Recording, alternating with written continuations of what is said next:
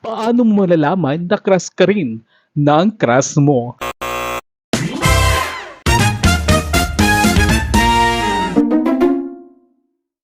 12 sign na crush ka ba talaga ng crush mo? Number 1, consistent.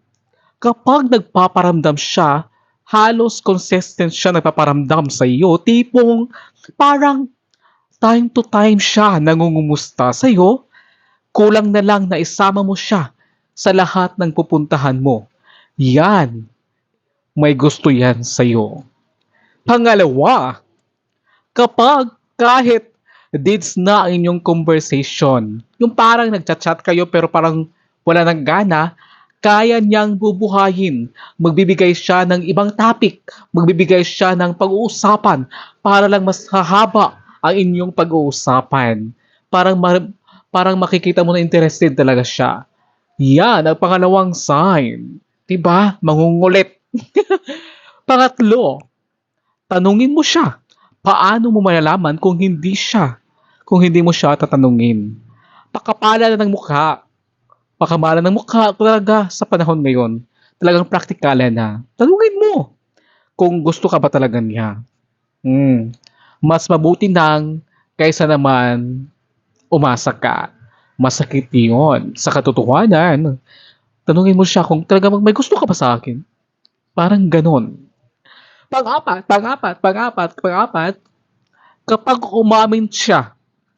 Minsan kasi, nag-aantay lang siya ng tamang panahon or minsan, nahihiya lang magsabi sa'yo na gusto ka niya. Gusto ka rin niya. Yun pala, nag-aantay lang siya, nauunahan mo siya. Tapos kung ano sigurado ako na maglilipalayan na, oh, gusto rin kita. Ganon. Kasi nga, sa 1, 2, 3, nararamdaman mo na may interest siya sa'yo. Ganon. Diba?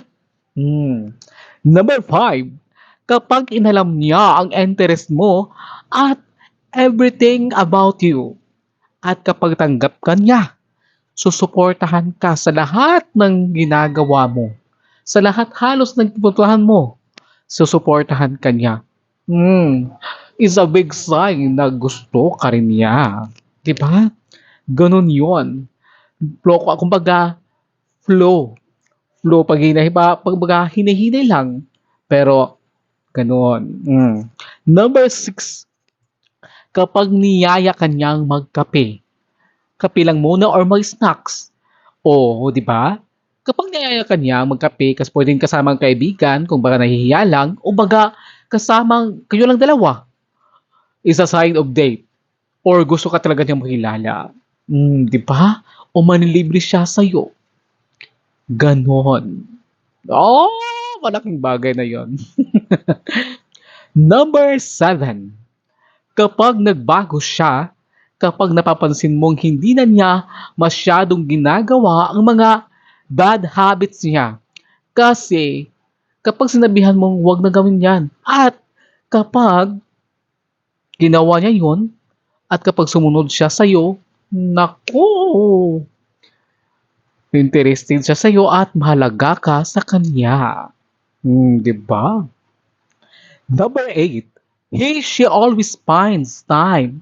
Bisan na siya'y nagtrabaho, bisan grabe na niya ka-busy, hanapan niya ng pamaagi o hanapan niya ng time para lang magka-time sa imo. Diba?